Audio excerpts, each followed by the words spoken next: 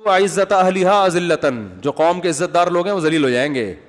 کو 50% ہے، لڑائی میں شکست بھی ہوتی ہے. میچور تھی نا، ذہین تھی.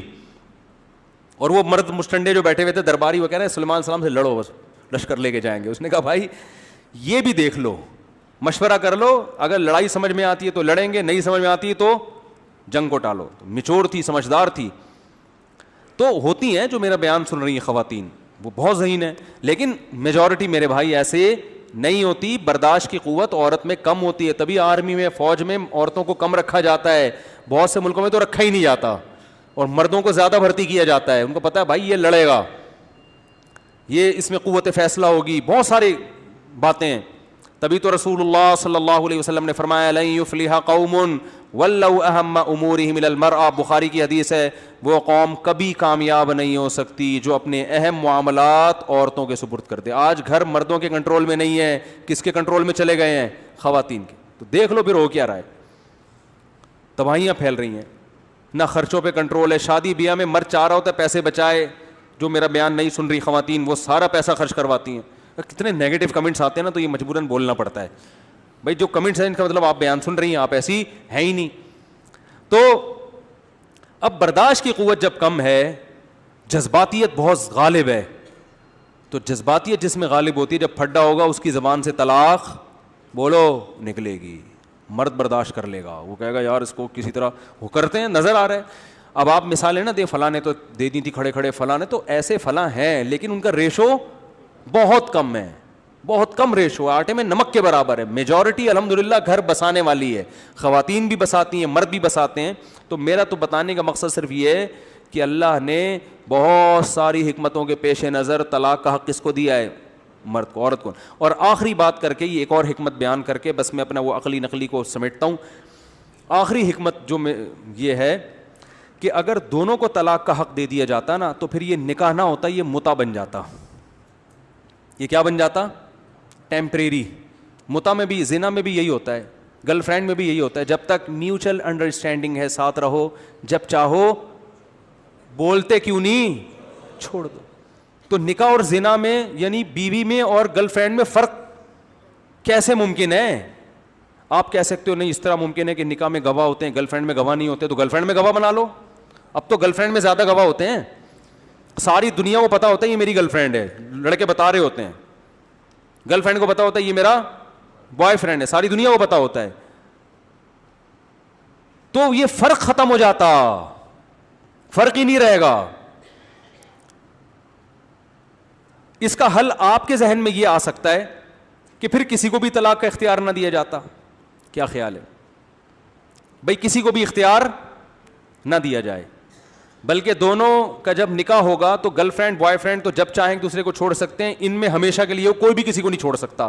اس میں دوسرے نقصانات زیادہ تھے کہ اگر بعد میں ایسے حالات پیدا ہو گئے کہ یہ اللہ کی حدود پر قائم نہیں رہ سکتے، لڑائیاں اتنی بڑھ گئی ہیں، مرد خراب ہو گیا، عورت خراب ہو گئی، تو پھر کوئی تو سیٹ اپ ہونا چاہیے نا کہ ان کو آپس میں بولو جدا کیا جائے. کیونکہ جن معاشروں میں طلاق بالکل بھی نہیں ہے ان میں پھر میاں بیوی کے جھگڑوں کے بعد خودکشیاں ہوتی ہیں، اسٹریس اور ڈپریشن میں جاتے ہیں، کیونکہ سارے جوڑے کامیاب نہیں ہوتے. کچھ جیسے وہ جمیلہ بنت ثابت نبی کے پاس آئی نا، یا رسول اللہ میں انتہائی حسین عورت ہوں، بخاری کی حدیث ہے، انہوں نے بغیر دیکھے نکاح کر لیا تھا، اور عرض کیا یا رسول اللہ بی من الجمال ما ترى، آپ جانتے ہیں کہ میں کس قدر مدینہ کی خوبصورت عورت ہوں، اور میرے شوہر جو ثابت انصاری ہیں وہ مجھے ان کے دین اور اخلاق پہ کوئی اعتراض بولو نہیں ہے، لیکن وہ قد کے لحاظ سے بہت چھوٹے ہیں اور رنگ انتہائی سیاہ ہے ان کا، اور بالکل بھی صورت کے لحاظ سے ٹھیک نہیں ہے، تو اللہ کی قسم ایک رات بھی میں ان کے ساتھ نہیں گزار سکتی. اور پھر آگے ان کے الفاظ یہ ہیں اکرہ الکفر فی الاسلام، اگر میں ان سے زندگی گزاروں گی تو اسلام میں کفر کی مرتکب ہوں گی. کفر کا مطلب ناشکری، یعنی میں ان کو ذہنی طور پر اپنا شوہر ماننے کے لیے تیار نہیں، تو مجھ سے شوہر کے حکام کی ناقدری ہوگی. جب محبت نہیں ہوتی تو انسان اطاعت نہیں کرتا نا، تو میرے سے ان کی اطاعت ہی نہیں ہوگی، میں ہر وقت ان کی ناشکری کرتی رہوں گی. بھائی عورت کو میاں سے ویسے کوئی چڑ ہو جائے تو ہر چیز الٹی لگ رہی ہوتی ہے نا میاں کی. بعض عورتوں کو میاں ہی پسند نہیں آ رہا، تو وہ میاں کہہ رہا ہے کہ یہ پکا لو, تو کیا اس کے علاوہ کچھ اور نہیں پک سکتے؟ ہمارے روزانہ یہی پکایا کروں تمہارے لیے, ہوتا ہے نا. ارے جب آپ کو ذاتی, دیکھو ماں باپ کو بھی بعض بچوں سے نا ذاتی بغض ہو جاتا ہے معذرت کے ساتھ, تو وہ بچہ جتنا بھی اچھا کرے گا ابا اس پہ کیڑے نکالتے رہیں گے, اور دوسرا جو اچھا لگ رہا ہے وہ جتنے بھی الٹے کام کرے گا ابا اس کو سیدھا کرتے رہتے ہیں. بعض گھروں میں ایسا ہوتا ہے کہ ابا اماں کو نا ایک کچھ زیادہ لاڈلا لگ جاتا ہے, دوسرے سے پتہ نہیں بلا وجہ کی کچھ ہو جاتی ہے ان کو, کچھ پتہ نہیں کسی نے جادو کیا ہوتا ہے کیا ہوتا ہے, لیکن یہ گھروں میں واقعات آتے ہیں. وہ جتنی بھی خدمت کر لے اس میں اماں ابا بیچارے وہ کچھ نہ کچھ نکال رہے ہوتے ہیں, اور یہ جتنا بھی نالائق بن جائے اس کو یہ پھر بھی چہیتا ہوتا ہے. تو ہوتا ہے, تو میاں بیوی میں بھی ہو سکتا ہے. تو اب مسئلہ یہ ہے کہ اب جمیلہ بنت ثابت انصاری نے فرمایا, جمیلہ بنت ثابت رضی اللہ عنہ نے فرمایا یا رسول اللہ اکرہ الکفر فی الاسلام, کہ میں ایک مرد کو اپنا میاں بھی مانوں اور پھر اس سے وہ والی محبت نہ دوں جو میاں کو دینی چاہیے, اور اس کی اطاعت نہ کروں, یہ ناشکری اسلام میں برداشت. زمانے جاہلیت ہوتا تو چلتا ہے سب, لیکن میں اللہ کی فرما بردار بھی بن کے رہوں اور شوہر کی ناشکری بن کے رہوں, تو یہ تو اللہ کی نافرمانی ہو گئی نا. It isn't possible for me. آج کی اسٹائل میں کوئی خاتون ہوتی تو یوں سمجھا رہی ہوتی, شعر والا سنا دوں, بہت پرانا ہو گیا لیکن یار مزہ بہت ہے اس میں. شیر کی شادی تھی, اس نے لومڑی کو کہا کاٹ بانٹو, ٹھیک ہے نا, اور بولا کوئی گھٹیا اور نیچ خاندان کا جانور نہیں آنا چاہیے, میں جنگل کا بادشاہ ہوں, سارے اپر لیول کے. وہ آئے, بھیڑیا آئے, اور اللہ آپ کا چیتا آئے, اس کو بالکل انوائٹ کیا, اس کو مہمان خصوصی بنایا جائے گا. ہاتھی کو بھی پرمیشن ہے آنے کی. گھٹیا خاندان کا کوئی جانور میری شادی میں بولو بھائی نہیں آنا چاہیے.